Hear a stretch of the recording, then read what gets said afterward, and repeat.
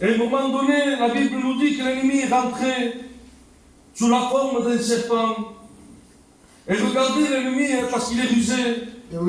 L'ennemi s'est aperçu que l'homme avait un contact chaque soir avec Dieu. Parce que la Bible déclare textuellement que chaque soir, Dieu descendait pour avoir un contact avec l'homme. Mais il n'est pas dit qu'il y avait la femme un contact avec Dieu. Donc Dieu a mis un point faible à travers la femme. Et il a commencé à parler avec la femme. Et il s'est joué avec les mots. Parce que l'ennemi lui a dit, Dieu t'a-t-il réellement dit? En voulant dire, est-ce que toi tu as entendu de la bouche de Dieu que tu ne pouvais pas manger de ce fruit? Mais elle a répété ce que son mari lui avait dit, ce qu'Adam avait dit. Mais comme l'ennemi est rusé, il a séduit la femme. C'est vrai. À un tel point que même Ève, quand elle a regardé le fruit, elle a commencé à combattre et à dire qu'il était doux et agréable aux yeux, qu'il était beau.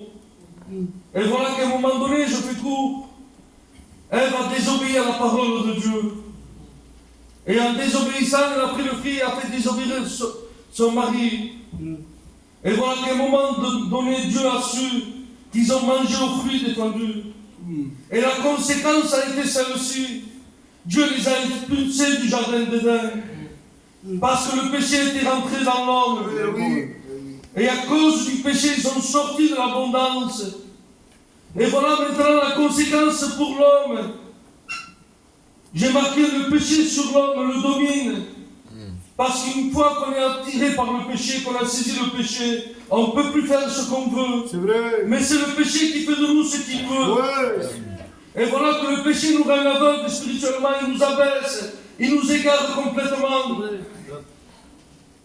Il nous brise et nous anéantit. Et c'est pour cela que le péché, à un moment donné, il devient un joug pesant sur nous. Le péché devient une drogue dans laquelle on ne peut plus s'en défaire. C'est un poison mortel dont il n'y a plus de solution.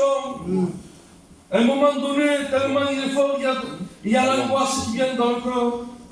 Et les médecins essaient de donner un traitement, mais en donnant un traitement, après on finit par faire de la dépression. Parce qu'il n'y a pas de solution. Le péché est comme un sable mouvant dans lequel on s'enfonce. Et on ne peut plus sauter, on ne peut plus s'élever. Regardez ce qu'il dira la Bible. Il dira, le rachat de l'âme est trop cher. Amen. Et il n'aura jamais lieu. Un autre texte il dira encore, ni leur argent, ni leur or ne pourra les sauver.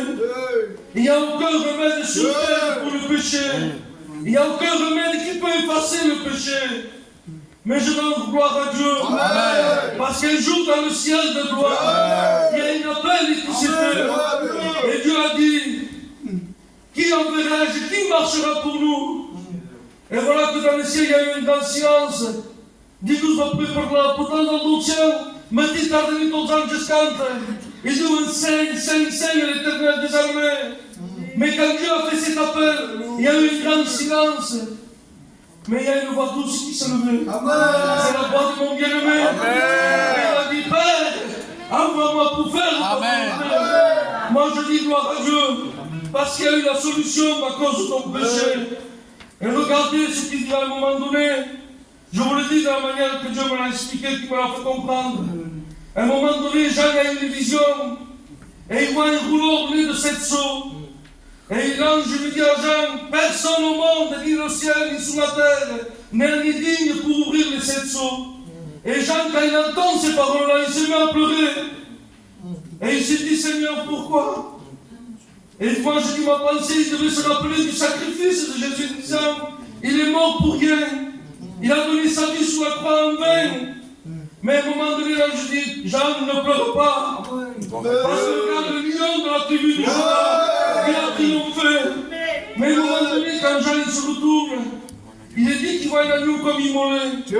Et je disais, Seigneur, mais pourquoi il dit le lion de la tribu de Juda? Mais Jean est l'agneau. Et Dieu me disait, Jésus maintenant il est dans l'éternité. Et il est le lion de la tribu de Juda, celui qui a triomphé sur la croix de Golgotha. Mais pour Jean, lui, parce qu'il était encore sur terre, c'était une vision qu'il avait. Et pour nous qui sommes sur terre, Jésus n'est pas le lion de la tribu de Juda, mais il est cet agneau immolé. Il est monté sur la croix pour le pardon de nos péchés. Oui, maintenant Dieu a le remède contre le péché. C'est le sang de Jésus. Le sang de Jésus purifie de tout péché. Regardez ce qu'il dit dans la Bible, Jean 3,16. Car Dieu a tant aimé le monde qu'il a donné son Fils. Il y a une tradition qui dit, pas celui qui croit, parce que tout le monde croit en Jésus. Quiconque peut aimer Jésus.